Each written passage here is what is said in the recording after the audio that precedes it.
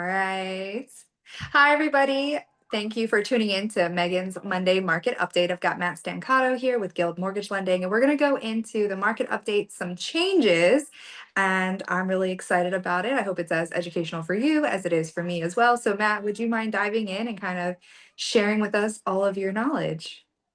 Yeah, sure. I'd be happy to. First of all, I know that the Eagles are Super Bowl champions, and that yes, it was. I couldn't be at the parade today, but I wanted to represent, so I got my Kelly Green, Reggie White going on. Heck yeah, I should have been wearing some Eagles No, green.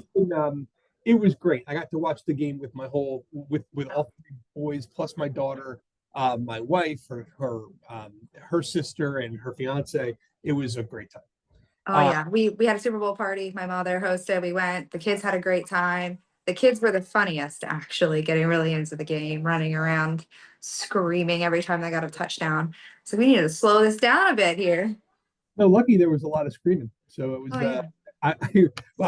I knew that it was safe to. I knew that it was safe to celebrate when my buddy, who's a Kansas City Chiefs fan, texted me and said, "Yeah, just go ahead, start gloating." I was like, "All right, you had about 9 minutes left," but I felt pretty good about the whole thing.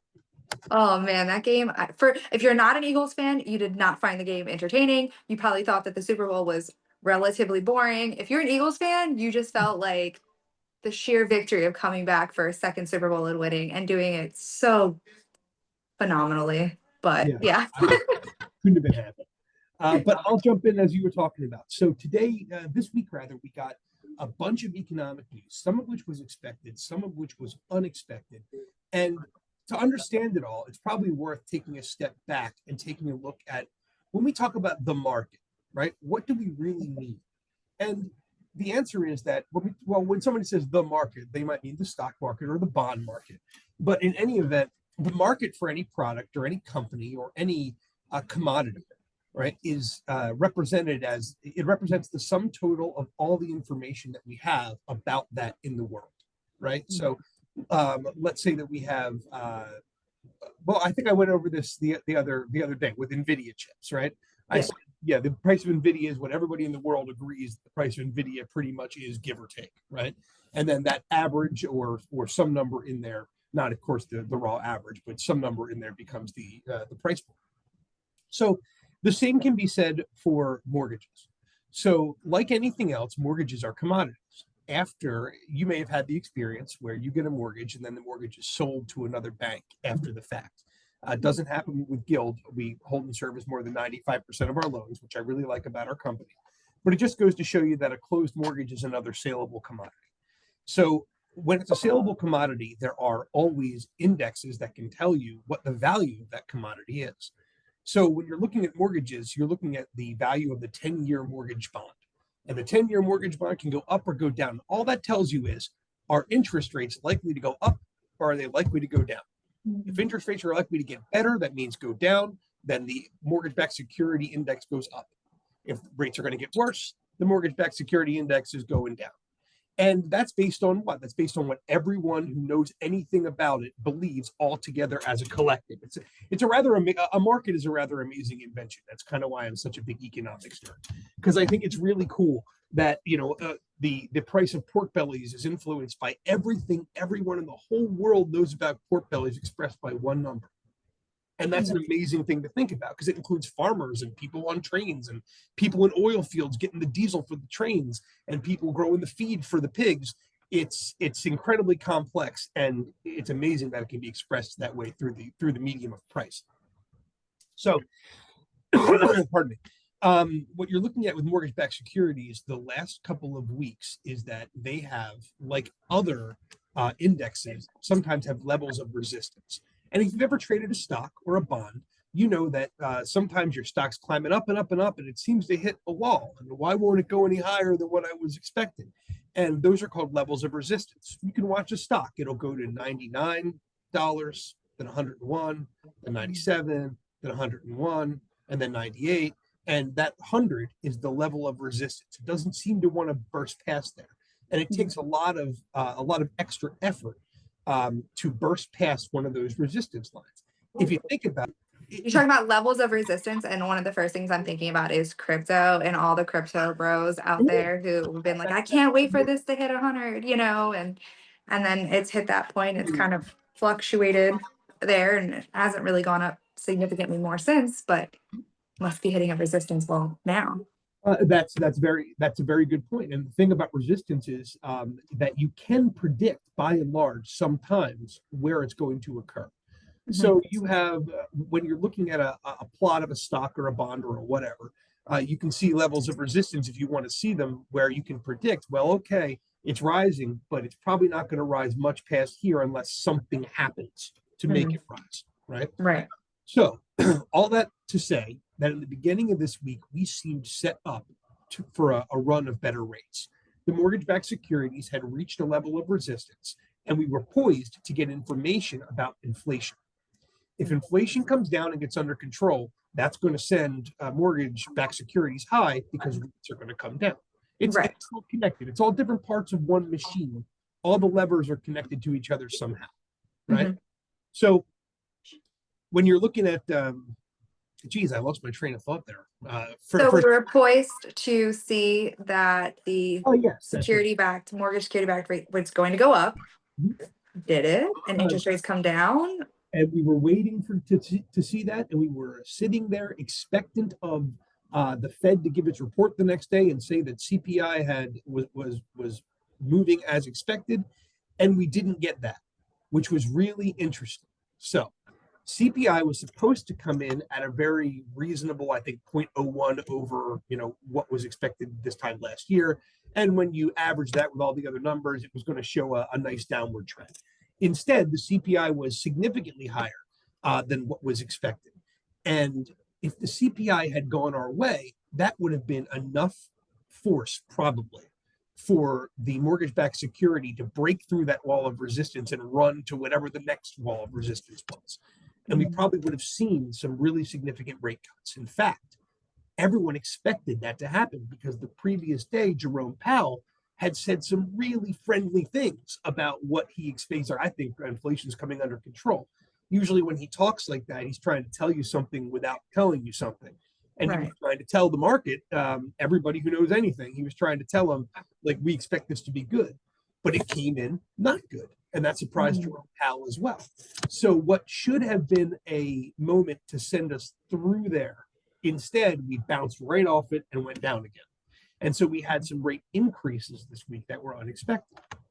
Now, the most interesting part is the market must be fundamentally optimistic at the bottom of this still, because the day after the rates went up in response to the CPI number, we clawed back all of that loss and went right back to where we were originally again. So even a surprise bad number is not enough to send us worse right now, which tells you that the underlying fundamentals are very solid. Okay, so I can see. So you're saying that essentially we're not going to, hypothetically, we're not necessarily going to see interest rates spike super high because we just had a moment where that could have happened and it really didn't and it leveled out. So I can see what you're talking about with the resistance on the rates. So we're still positioned for rates to come down, assuming that we can get say it again, the security back. The mortgage-backed security. The mortgage-backed security, get that to come up, break through its ceiling. Right. And all numbers related to inflation and to the jobs numbers. So the jobs numbers are starting to move in the direction that we expect them to. Unemployment is starting to go up a little bit. A little harder to find a job if you've lost one. Less people are quitting their jobs because they know it's a harder market out there. Companies are letting folks go. So that's starting to happen. The inflation, if it were also coming down, everyone would have been saying, great, everything's going exactly the way it should be going. But because it didn't, we have to look at that. Now, there are reasons why this inflation number went up that aren't exactly related to the underlying, strength of the economy. But that being said, another thing the market might be looking at is that the value of oil indicates that there should be significant domestic oil production in the coming years. Because of that, there's a downward force on oil prices. The end of the war in the Ukraine might also have a downward force on oil prices. When oil prices go down, everything gets cheaper across the board. And that deflationary force might be what the Fed and what the market thinks is coming. Right. because if oil prices are going to go down, it looks like they are, then everything is going to get cheaper. And when that happens, then we know we have kind of a back pocket bonus of inflation that's going to come our way. Got you. Yeah. So let's dive into this a little bit more. What is the CPI, the Consumer Price Index, and how does this affect what's going on right now? Sure. The Consumer Price Index is a essentially arbitrary measure that is Mhm. taken every time. It's every month, but it's every time somebody wants to take this measurement. And it's a basket of goods. It is literally the average price of a certain fixed amount of goods. Let's say eggs, milk, bread. There are a number of things that go into the basket. A couple of things that go uh, lodging and fuel are excluded for the purposes of core CPI. And the core Mhm. CPI you'll hear is noted as frequently more reliable because these lodging and food, which are generally very volatile. Food and fuel, which are largely very volatile. Food and fuel are excluded from core, so you get a better idea of what's actually happening. The core CPI number has been a whole lot better than the general CPI number. But the general number is what the market pays attention to because it includes everything. And in the most recent case, something like 80% of the CPI increase was made up by the price of eggs and price of lodging away from home. Interesting. The eggs make sense. Avian flu, scarcity, high fuel prices. Lodging away from home, it is a mystery. Nobody looking at the numbers understands why we would have had lodging away from. If it was like Christmas, okay, but the January numbers wouldn't really include that yet. I The wouldn't. only thing I could think of is you've had all of these people displaced in California losing their homes, Ah, that you would have people who are looking to stay in hotels, Airbnbs, who are probably maybe even leaving the California state, going to local states like what about Arizona, and North just kind of Carolina? migrating away while they're displaced essentially, because a lot of them lost their homes. I wouldn't be surprised that that number doesn't kind of maintain itself if this is the cause, simply because these people are still going to be actively looking for housing as their homes are being rebuilt. They're going to be staying in extended stay locations. Yeah, Insurance companies going to be covering those costs, hopefully. But yeah. well, that's interesting. You say insurance companies covering those costs, but they wouldn't in California, would they? Since insurers pulled out, so now they're paying out of their own pocket, and it's on the heels of North Carolina, which had FEMA stretched already. So Yeah, I think you're onto something. I, I maybe. I think it might be like a white swan event there that's affecting the PCI or CPI in this case. Um, and I think it may be really interesting to see what happens next month. If you're correct, and nothing else happens in the meantime, knock on wood and God willing, then we should see a significant correction next month in that same index. So I'll be very interested to see what happens. Me too. We'll have to Look at the give an big. update in a month. See how it all pans out. That's really good though. Well, how does the CPI usually affect, let's say, the real estate market? Why is it so important that as a mortgage lender, you're paying attention to the CPI, and for the consumer, being the home buyer who is getting a mortgage, why is it so important to them to know these things? Well, understanding the CPI helps you understand the market as a whole. Mhm. So you're Right. looking at CPI, prices are heading up, the prices of what are heading up. Where are the pressure points in a given budget? What does housing look like compared to what housing looked like a year ago? It's a convenient way, mostly for those who are, economically inclined, to have a good idea of what the general mood of the market is for consumers.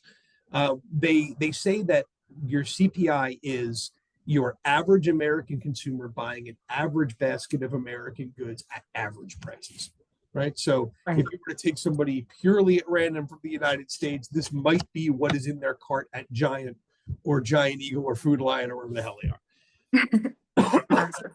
So I think that's now as far as why it's important for homeowners to know it.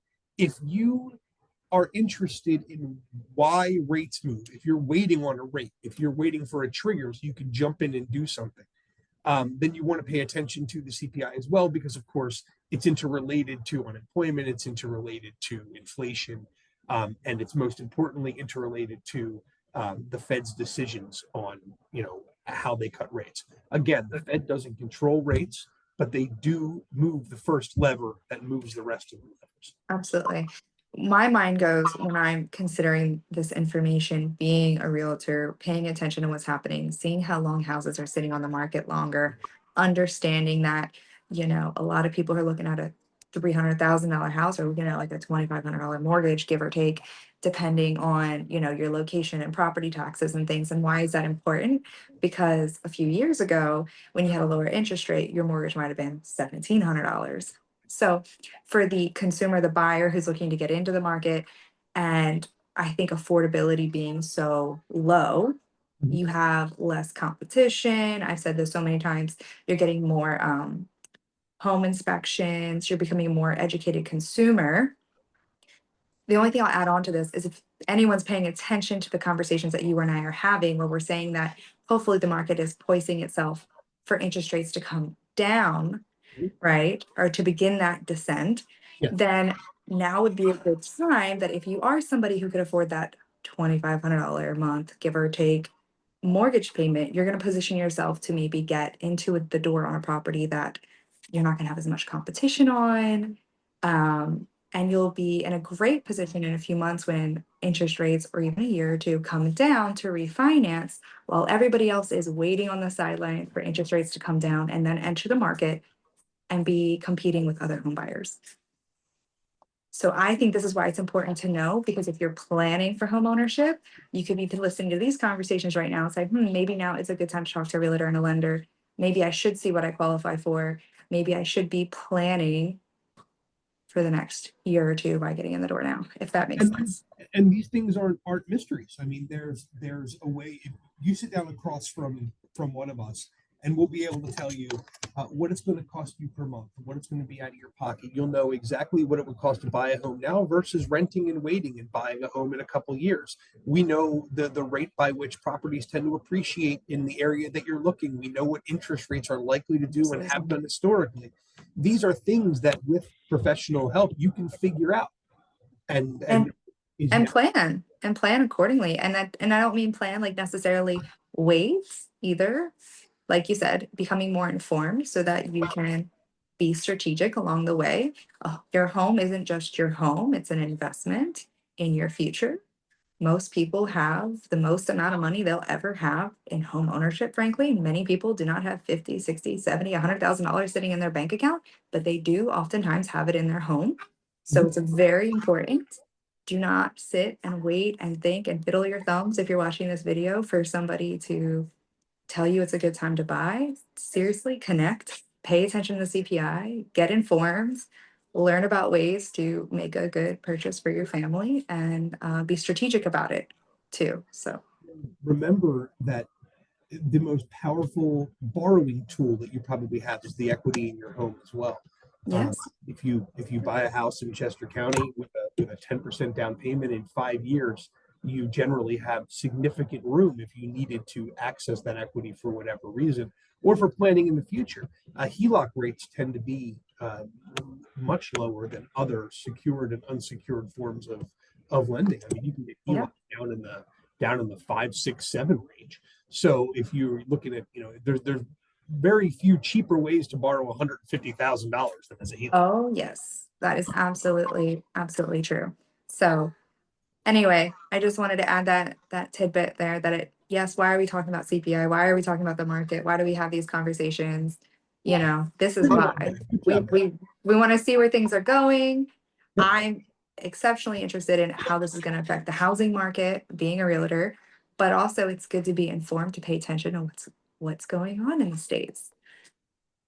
Hopefully, Megan, by the time you see this, has cut out all the boring parts of talk and left only the meaty, juicy, interesting. I try. Because we digress a lot. Yeah, we can. Like now, for instance. Enjoy the celebrating of the birds for the Well, next year. In our next video, we will not bombard you with Eagles talk. But today you will suffer and we will chant and shout and be happy about it. So Yes, darn right.